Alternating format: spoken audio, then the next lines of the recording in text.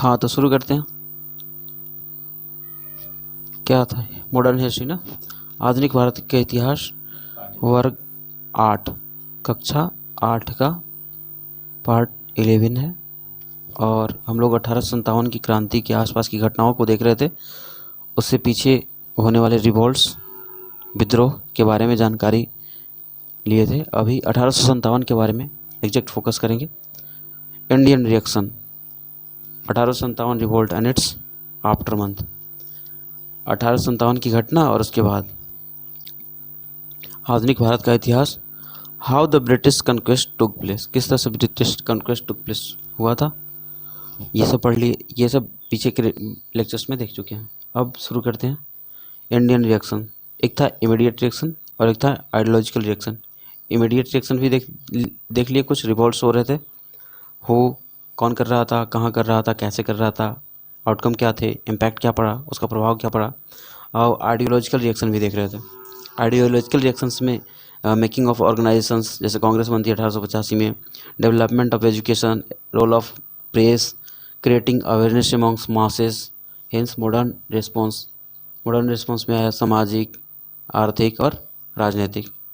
तो civil revolt, सामाजिक revolt, peasant revolt किसान वाला, ट्राइबल जनजाति का विद्रोह, अस्पॉय रिवोल्ट्स भी देखें। नेचर कैसा था, लीडर कौन थे, क्रोनोलॉजी क्या थी, एक एक करके देख चुके हैं। अब ब्रिटिश एटीट्यूड्स देखे थे कि किस तरह से सप्रेस करते थे, कहाँ हो रहा था ये सब, सामाजिक बेस क्या था, उसका आधार क्या था, किसान थे कि मजदूर थे कि आर्मी थी। Popular rebellion during British conquest 1757 से 1856 तक हुआ। 100 साल, इन 100 सालों में जो रिवेलियन हुआ उसको देखें हम लोग एक एक करके। नेचर क्या था, नोट मॉडर्न तरीका नहीं था, वो जो पुराने तौर तरीके ट्रेडिशनल मेथड थे उसी से लड़ रहे थे। लीडरशिप, लीडर्स कौन कौन थे, वायलेंट था, रिएक्शनरी था, इमीडिएट रिएक्शनरी था, नॉट रीजनल लेवल पे था। ये जो 1857 से पहले जो भी घटनाएं हुई वो सब रीजनल लेवल पे था, एक छोटे छोटे पॉकेट में भारत के अलग अलग हिस्सों में हो रहा था। रिड्रेसल ऑफ लोकल ग्रीवांसेस, अपनी छोटी छोटी मांगों के लिए वो लड़ रहे थे।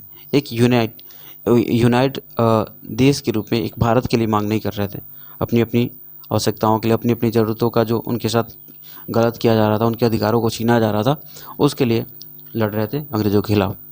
द रिवोल्ट ऑफ 1857, तो 1857 का जो रिवोल्ट है एक्चुअली में ये छोटी छोटी घटनाएं जो अलग अलग क्षेत्र में हो रही थी उससे क्षुब्ध होकर के बार बार अंग्रेज उसको दबा दे रहे थे। तो लगा कि अरे ऐसा करते हैं ना कि सब साथ में, जब हम लोग की कल्चर, आइडेंटिटी सब सेम है और हम लोग, समस्या एक ही है, हम लोग का जो दुश्मन है जो हम लोग के ऊपर जो प्रेशर डाल रहा है, हम लोग को सप्रेस कर रहा है, हमारे इकोनॉमिक वेल्थ को जो लूट रहा है वो एक ही अंग्रेज़ है, तो क्यों ना साथ मिल करके उसके खिलाफ युद्ध लड़ें और उसको यहाँ से भगा दें। तो इसी का, इन सब छोटी छोटी घटनाएं कंबाइंड होकर के 1857 में एकजुट होकर के एक रिवोल्ट का रूप लेती है और 1857 की घटना होती है। तो देखेंगे आज 1857, रिवोल्ट ऑफ 1857, ऑरिजिन क्या था इसका, कैसे ये शुरुआत कैसे हुआ इसका, सिपाही मिटनी क्या था, फ्रीडम स्ट्रगल क्या था, लीडर्स कौन कौन थे, रिवोल्ट लोकेशन क्या था, जहाँ जहाँ ये घटनाएं हुई, काउज क्या था, कारण क्या था, और ये फेल क्यों हो गया, क्या यह सच में फेल था, ये भी देखेंगे कि क्या ये सच में फेल हो गया था। तो बैकग्राउंड क्या क्या था रिवोल्ट का। 19 नेटिव इन्फेंट्री एट बरहमपुर, 19वीं बटालियन थी बरहमपुर में। 34th native infantry Mangal Pandey, और 34वें नेटिव इन्फेंट्री के मतलब बटालियन के मंगल पांडे एक सिपाही थे, सैनिक थे या कहें तो कि लीडर थे। सिपाही मिलिट्री के लीडर थे ये मंगल पांडे रानी ऑफ झांसी की रानी थी, और तात्या टोपे, नाना साहब।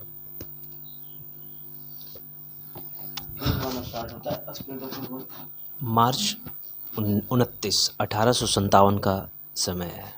एक यंग सोल्जर मंगल पांडे, जो कि हैंग टू डेथ कर दिया गया था उसको, क्योंकि उसने बैरकपुर में अटैक कर दिया था ऑफिसर्स इन बैरकपुर, ठीक है।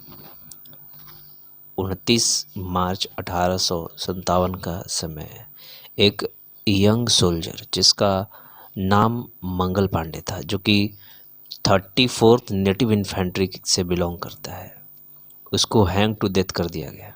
क्यों कर दिया गया हैंग?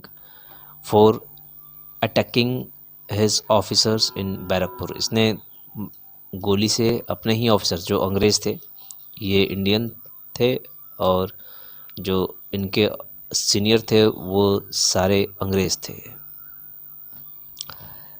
अब इसका रिज़ल्ट जो होना था वो रिवोल्ट होना था। बहरमपुर में रिवोल्ट हुआ। 19th जो नेटिव इन्फेंट्री, देश के इन्फेंट्री, वो रिवोल्ट करती है। लोकेशन को मैं आराम से याद करवाऊंगा, है ना, कि नागपुर कहाँ है, ग्वालियर कहाँ है, बहरमपुर कहाँ है, कानपुर कहाँ है, सब। अब ये एग्जीक्यूट होता है 6 अप्रैल की शुरुआत होता है। मेरठ टू दिल्ली, मेरठ दिल्ली के आसपास ही है, शुरू होता है। कुछ दिन बाद कुछ सिपाही जो हैं रेजिमेंट के मेरठ में कहते हैं कि हम जो आर्मी ड्रिल चल रहा है, जो कार्ट्रिज यूज़ हो रहा है नया वाला, उसको हम इस्तेमाल नहीं करेंगे। कार्ट्रिज का मतलब ये जो गन होता है इस प्रकार का, ये गन का है। यहाँ पे ये जो गोली लगता है, यहाँ पे जो गोली लगता है इस टाइप का लगता है। इस गोली को पहले इसे नोचना पड़ता था, और गोली को इधर से नोच के इसमें भरना पड़ता था, इधर से भरना पड़ता था। यहाँ नहीं भराता है ना, अब यहाँ भराने लगा है, पहले इधर से भरना पड़ता था। तो इसको ये जो मुंह पर जो इसका सील होता था उसको नोचना पड़ता था। अब इस सील को नोचने के क्रम में हुआ ऐसा कि उसको थोड़ा सॉफ्ट बनाने के लिए, इसको नोचने में हार्ड पड़ता था, तो सॉफ्ट बनाने के लिए उन्होंने उसमें थोड़ा पाउडर वगैरह मिक्स कर दिया था अंग्रेज़ों ने, और उसको यहाँ ला दिया था। अब उस जो कार्ट्रिज है, जो गोली है, उसमें लोगों ने अफवाह फैला दिया। हालांकि ये अफवाह इसलिए फैलाया गया था ताकि अंग्रेज़ों पे फायर हो, थोड़ा मोड़ा धमाका हो, तो अंग्रेज़ अपने ठर ठिकाने बदले छोड़े। उस पर अफवाह फैलाएगा कि उस पर जो चर्बी है वो या तो गाय का है या तो सूअर का है, और ये गाय हिंदुओं को थोड़ा हर्ट करता है और सुअर की चर्बी मुस्लिम को हर्ट करती है।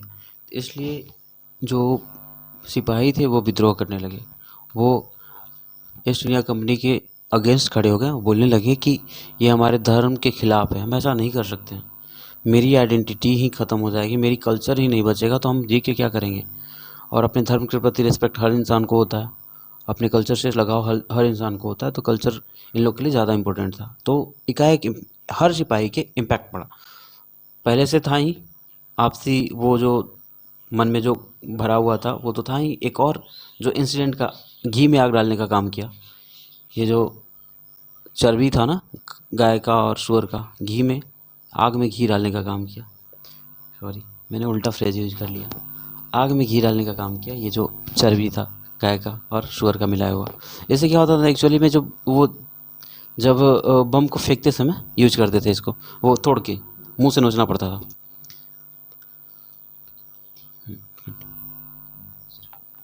85 सिपाही जो हैं उनको डिसमिस कर दिया गया, जॉब से निकाल दिया गया, और 85 यानी 85 बाहर कर दिया गया।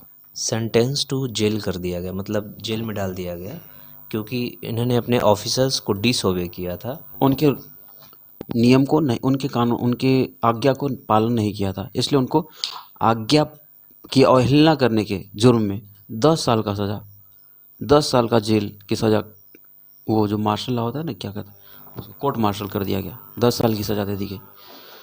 दिस हैपेंड ऑन 9 मई 1857 को ये घटना हुई थी। The response of the other Indian soldier in Meerut was quite extraordinary. जो मेरठ में जो सैनिक थे वो थोड़ा एक्स्ट्राऑर्डिनरी थे, उनको लगा ना कि ये अब पानी ना सर से ऊपर बह रहा है। अब नहीं सह सकते, अब बहुत हुआ, अब इन लोग की गुलामी नहीं झेलनी। तो 10 मई को soldier march to the jail in the Meerut and release the imprisoned sipahi. और जो सैनिक, जो 85 सैनिक थे जिनको जेल में डाला गया था, 10 मई को जो सैनिक थे उनके साथीगण थे वो गए और जेल से निकाल दिए और फायरिंग भी किए। फायरिंग में काफ़ी सिपाही जो अंग्रेज के होते हैं मारे जाते हैं। मतलब कुछ सिपाही उन लोग की तरफ से भी थे ऐसा नहीं कि सभी सिपाही बगावत पे उतर आए थे, कुछ सिपाही उन लोग के साथ थे, तो उन्होंने फायरिंग हुई और उस बीच में कुछ सिपाही मारे जाते हैं। तो इसका ओरिजिन हुआ 10 मई 1857 को। सिपाही 3rd कैवलरी मेरठ, जो मेरठ की जो तीसरी कैवलरी थी, तीसरी जो बटालियन थी, उसने रिवोल्ट कर दिया। फिर 85 court martial comrades join 11th to 12th native infantry. और इसके साथ ही जो 85 जो कोर्ट मार्शल किए हुए थे, जिनको 10 साल की सज़ा सुनाई हुई थी, वो भी जुड़ गए, उनको भी निकाल लिया गया। और 11वीं और 12वीं बटालियन जो नेटिव बटालियन थी, इन्फेंट्री थी, उसने मार दिया ईस्ट इंडिया कंपनी के ऑफिशियल को। कॉलोनियल फिन्स नाम था उसका। कॉलोनियल फिल्म्स का मर्डर कर दिया गया। वो वहाँ पे मेजर रैंक का होगा या मतलब सीनियर होगा इन लोग का, उसका मर्डर कर दिया गया। और ये जो जितने भी सिपाही थे मेरठ से दिल्ली की ओर बढ़ने लगे। और दिल्ली क्यों जा रहे थे? इसका कारण था, इन लोग सिपाही थे, सेना थे, इन लोग को चाहिए था एक राजा या फिर कोई इन लोग का जो नेतृत्व कर सके, ऐसा एक राजा चाहिए था। और उन लोग के नज़र में एक बूढ़ा राजा जिसका नाम बहादुर शाह जाफर था, जो खुद जाफर खा के ज़िंदा रह रहा था, सोया हुआ था वहाँ दिल्ली के लाल किला में। तो जैसे ही जाता है, यहाँ पे सिपाही जाते हैं, बोलते हैं कि राजा, महाराजा राजा हम सब आपको अपना राजा मानते हैं, आप मेरे साथ लड़िए। तो उससे भरोसा ही नहीं होता है। कहते हैं हाँ सच में मुझे फिर से राजा बनाओगे, औरंगजेब की तरह या अकबर की तरह? कन्फ्यूज हो जाता है बेचारा। तो उन लोग बोलते हैं कि सच में महाराज हम आपको राजा बनाना चाहते हैं, आप बस नेतृत्व कीजिए हमारा। 11 मई को दिल्ली पहुंचने के बाद मैसेकर होता है सिविल ऑफिशियल का, जो कि ईस्ट इंडिया कंपनी के रहते हैं। दिल्ली की एक मैगज़ीन होती है, लेफ्टिनेंट विलोक बाई, जो कि इनिशियली लड़ते हैं उनकी। इसमें दिखाया गया है कि बहादुर शाह को बनाया एम्पेरर उसी समय सिपाहियों ने। और जो मिलिट्री का लीडरशिप है बहादुर, मतलब सेनापति बना दिया गया बख्त खान को सेनापति बना दिया गया। स्प्रेडिंग ऑफ रिवोल्ट, अब रिवोल्ट फैलने लगा। अब जानते हैं कैसे रिवोल्ट फैल रहा था? क्या हुआ ना कि एक सिंबल स्टार्ट किया गया कि अगर हम लोग हल्ला करेंगे या लोगों को बताएंगे तो पता चल जाएगा, और अंग्रेज को पता चलेगा तो ये सप्रेस कर देंगे इस रिवोल्ट को। तो एक तरीका अपनाया गया, हर गांव में रोटी बनाना है, रोटी बनता है, ठीक है, वो रोटी को सिंबल बनाया गया कि बस रोटी अगले गांव को पास कर देना। वो रोटी सिंबल था कि हाँ रिवोल्ट स्टार्ट करना है, ठीक है। वो रोटी की तरह हर गांव में बनता था और अगले गांव को सरपास कर दिया जाता था। रोटी बांटना शुरू कर दिया। और एक और तरीका था कमल बांटना, जो बीजेपी की जो चिन्ह है ना चुनाव चिन्ह, उसी को 27 जून 1857 के समय बांटते थे, ताकि इससे पता चले कि अच्छा रिवोल्ट शुरू हो गया है और हम सबको पार्टिसिपेट करना है। वो सिंबल था, उसके वजह से लोग जो एक्सेप्ट करते जाते थे, तो समझ में आ जाता था कि हाँ इन लोग भी पार्टिसिपेट करेंगे। इस तरह से पूरे मैसेज को पूरे इंडिया में स्प्रेड करने की कोशिश की गई। 27 जून 1857 कानपुर एक जगह का नाम है, जिसको उस समय कावनपुर बोलते थे, कानपुर के नाम से अब जाना जाता है। ये यूपी में पड़ता है। इसका भी एक बढ़िया स्टोरी है जो इंडियन हिस्ट्री में इंडिपेंडेंस के समय यूज़ किया जा सकता है या किया गया है। अराउंड 300 ब्रिटिश मैन जो अंग्रेज के आदमी हैं, उनके औरत, उनके बच्चे को स्लॉटर कर दिया गया। और जहाँ स्लॉटर किया गया उसका नाम है सती चौरा घाट।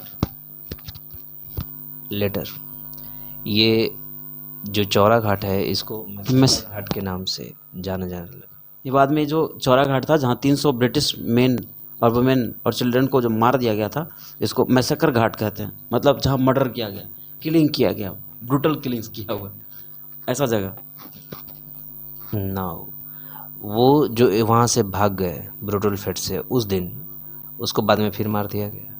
अब वो कहाँ है, तो वो बीबी घर में, उनके अपने बीबी के घर में जाके छिपे होंगे, नहीं ये जगह का नाम है, तो वहाँ पे मार दिया गया। Rebellion was believe to be led by Nana Sahib. और अब जो कानपुर वाला रेबेलियन है, इसको पेशवा नाना साहिब जो हैं वो लीड ले रहे थे, और which the ghat was renamed as Nana Rao घाट। और ये जहाँ से ये लीडिंग चल रही थी उसको घाट का नाम है नाना राव घाट। अब हम देखेंगे मैप कि रिवॉल्ट ऑफ 1857 जो है, पहले दिल्ली से लोग मेरठ गए, मेरठ से म्यूटनी स्टार्ट हुआ, स्टार्ट होने के बाद दिल्ली गए, दिल्ली में जो जाफ़र हैं उनको जाफ़र खिलाया गया, बोला गया कि जाफ़र जगिए और वक्त खान को अपॉइंट कीजिए as a leader of the revolt. और बख्त खान सेनापति बन जाते हैं और हमारे जाफ़र पी करके 80 साल की उम्र में, 60-70 साल की 80 वृद्धावस्था में जवान हो जाते हैं और राजा बन जाते हैं। सोचते हैं चलो एक दिन ही सही, शहंशाह तो बन गया। लखनऊ जाता है, फिर दिल्ली से पंजाब की तरफ दिल्ली से 2 शिफ्ट आते हैं, एक लखनऊ जाएगा, एक पंजाब जाएगा। पंजाब से एक शिफ्ट लखनऊ से कानपुर की तरफ शिफ्ट होगा, कानपुर से फिर झांसी की तरफ, और झांसी से बरेली, फिर आरा, और फिर लास्ट में आरा, जो कि हमारे बिहार में। बिहार में ही है। उस समय उत्तर प्रदेश में होगा शायद। नाव जून 1857 का समय है, हम लखनऊ में हैं, हम लखनऊ में हैं। स्वागत नहीं कीजिएगा मेरा। अनेक्स बाय डलहौजी, लखनऊ को अनेक्स किया गया था डलहौजी द्वारा। डलहौजी कितना हरामी टाइप का था पता ही होगा, सबको नेक्स्ट कर लेता था, किसी को डॉक्ट्रिन ऑफ लैप्स के नाम पे और किसी को सिविजिलिटी के नाम पे। वहाँ पे मार दिया गया था हेनरी लॉरेंस को, लखनऊ की बात कर रहा हूँ। और जो नवाब है उसको हटा करके उसके बेटे को डिक्लेयर कर दिया गया था एज ए नवाब। 4 जून 1857 को लखनऊ में, ये लखनऊ एनेक्स क्या हुआ था डलहौजी से पहले से, तो 4 जून 1857 को यहाँ पे भी विद्रोह हो जाता है। और इसका लीडर जो थी ना, बेगम हजरत महल थी। और ये बेगम हजरत महल यहाँ के जो नवाब थी ना, उनकी पत्नी थी, ठीक है, जिनको बाद में भेज देता है ये पहले तो बंगाल भेजते हैं फिर मार देता है। इनका जो बेटा था ना, सन डिक्लेयर एज नवाब, बेटा को नवाब बना दिया जाता है। बेगम हजरत महल को नवाब बना कि बेटा को नवाब बना दिया जाता है। और इसका जो हेनरी लॉरेंस था, वहाँ का जो मेयर होगा, उसका मर्डर कर दिया जाता है। अब ये 4 जून से 5 जून में आते हैं, और ये अब लखनऊ से कानपुर की बात है। तो लखनऊ से 5 जून को, ये 4 जून को तो लखनऊ में हुआ 1857 को, और 5 जून को ये जो विद्रोह था वो कानपुर में होता है। और कानपुर में नाना साहब लीड कर रहे थे, और तात्या टोपे, वही नाना साहब पेशवा वाले, ठीक है। अजीउल्लाह यहाँ पे एक और नेता थे, एक और लीडर थे जो लीड कर रहे थे 5 जून को जो कानपुर में जो विद्रोह हो रहा था, उसमें Nana Sahab, Tatya Tope and Azimullah. Guerrilla warfare में इन लोग मास्टर थे ही, मराठा शुरू से ही गुरिल्ला वार में मास्टर रहे हैं, तो गुरिल्ला वार करते थे ये भी। नाना साहब, तात्या टोपे, अजीमुल्लाह। 5 जून का ये कहानी रहा कानपुर में। अब जून में ही आगे के दिनों में लोग झांसी जाते हैं। झांसी में फेमस एक क्वीन थी जिनका नाम था लक्ष्मीबाई, जो कि गंगाधर राव की पत्नी थी। हाँ, लक्ष्मीबाई जो गंगाधर राव की पत्नी थी।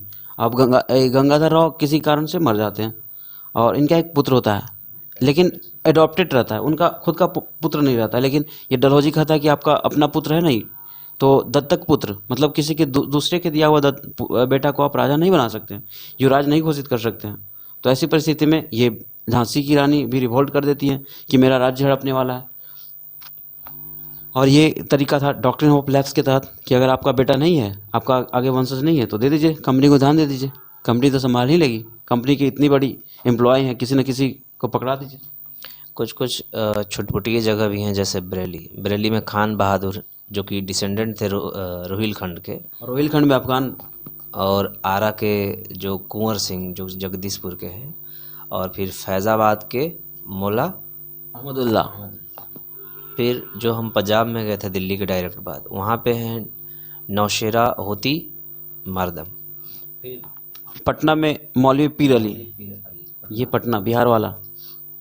अब ये लोकेशन हम इस मैप पर देख सकते हैं कि ये है मेरठ, मेरठ से दिल्ली जाते हैं, ये है बरेली, बरेली से लखनऊ, कानपुर, झांसी, फैज़ाबाद, और ये पटना। पटना दिखा आसपास, और ऊपर देख लो, ऊपर पंजाब, पंजाब तरफ, और यहाँ से हम ऊपर जाएंगे पंजाब की तरफ। मेरठ दिल्ली से होते हैं ना। जो फैज़ाबाद है वो भी उत्तर प्रदेश में ही है, ये है फैज़ाबाद। ओके, तो मेनली जो 1857 का विद्रोह था, अधिकांश ये दिख रहा है उत्तरी बिहार में। नाउ रिवोल्ट क्यों हुआ और एक्सपेंड कैसे हुआ? देखो, कॉज तो उसका भी इमीडिएट ही था, क्योंकि सिपोए का ग्रीवांस था, इनफील्ड राइफल थी, इनफील्ड बुलेट नहीं था, राइफल था, और क्योंकि रिलीजन डेंजर में था। लगा कि एक ही रात में जितने भी हिंदू और जो मुस्लिम होंगे वो डायरेक्ट इस्लाम से क्रिश्चियन बन जाएंगे, और हिंदू क्रिश्चियनिटी को अपना लेंगे। हालेलुया से, राधे राधे से हालेलुया पर शुरू हो जाएंगे, सुबह जग के और अल्लाह अकबर से डायरेक्ट हालेलुया। तो इसके वजह से उन लोगों को लगा कि हमारा धर्म ही डेंजर में है, तो धर्म को बचाना ज़्यादा ज़रूरी है। तो इनफेल्ड राइफल जो मेन कारण था, ये तत्कालीन कारण जो था, इनफेल्ड राइफल में जो भरे जाने वाले कारतूस थे ना, वो था, क्योंकि उसमें था चर्बी, चर्बी वाला। किसका क्या चर्बी? गाय का और शुगर का। ठीक है, आगे बढ़ते हैं नेक्स्ट। ये है उसका कार 98, उस समय बोलते थे इसको। ये है गोली, इसको लोड करने के लिए पहले इस पार्ट को छीलना पड़ता था, फिर छीलने के बाद इसमें डायरेक्ट ऐसे लोड करके, और ये जो सिस्टम है ये वाला, इससे अंदर घुसाना पड़ता था। डायरेक्ट यहाँ से लोड नहीं होता था, अब वाला सिस्टम नहीं था, इससे इधर से लोड करना पड़ता था, और लोड करने के बाद फायर करना। तो इसको छीलने में आसान बनाने के लिए, आसान बनाने के लिए इसमें थोड़ा सॉफ्ट मटेरियल का इस्तेमाल किया गया था, और जो प्रोपगेशन है अपने ही लोगों द्वारा किया गया कि ये इसमें गाय का और सूअर का चर्बी मिक्स है। तो ये इमीडिएट रीजन था कि सिपोए का ग्रीवांस हो गया, पुलिस को पकड़ लिया गया। पुलिस को समस्या थी भाई, बहुत सारा खाने में दिक्कत, अलग पोशाक, जैसे रहना चाहते थे वो सब हटाओ, भाड़ में जाए तुम्हारी रिलीजन और तुम्हारी पर्सनल आइडेंटिटी जो है, जो कल्चर है तुम्हारा, वो घर पे रख के आओ, यहाँ आए हो तो बस यहाँ जैसे कह रहे हैं वैसे करो। मतलब टोटली डिसरिस्पेक्ट किया गया, एक ह्यूमन के नाम पे उन लोगों को कोई डिग्निटी ही ख़त्म कर दी गई। उनकी इंडिविजुअल, उनकी कल्चर, जो अपनी पहचान थी, जो पुरानी जो कल्चर संस्कृति से, रिलीजन थी, सबसे दूर कर दिया गया। अब ऐसे में उस इंसान के पास कुछ बचना ही नहीं है रिवोल्ट करने के अलावा। एक तरह से उन लोग गुलाम की तरह हो गए थे, आदेश मिला, जो कह रहा है बस सुनो। इसके वजह से उन लोग रिवोल्ट कर दिए। दूसरा कारण था एक लॉन्ग टर्म कारण, ये तो इमीडिएट रीजन था, लॉन्ग टर्म कारण था अगेंस्ट ब्रिटिश रूल, कि पॉलिटिकल नेटिव रूलर जो जितना भी थे नेटिव रूलर, उन लोग अपने आप को कहीं ना कहीं कंप्रेस या सप्रेस महसूस कर रहे थे, क्योंकि उन लोगों के ऊपर सत्ता थी, वो केंद्रीय सत्ता ईस्ट इंडिया कंपनी की आ गई थी, और जैसे कहती थी, जैसे टैक्स वगैरह, जो पॉलिटिकल पावर था, हर तरह का पावर जो था, उन लोग ईस्ट इंडिया कंपनी छीन ली थी लोकल राजाओं से। तो इसकी वजह से दूसरा सामाजिक कारण था, रिफॉर्म्स इतने सारे लाद दिए गए ना लोगों पे कि लोग रिवोल्ट करना ही था। एक कहानी बताना चाहूँगा यहाँ पे। एक रिसर्च हो रहा था यहाँ अमेरिका में, एक मेढक को डाला गया पानी में, ठीक है, और वो मेढक ना, पानी को गर्म किया गया, तुरंत गर्म किया गया, मेढक को जैसे ही लगा कूद गया, पानी गर्म हुआ, 50 डिग्री से 60 डिग्री सेल्सियस हुआ, तुरंत कूद गया।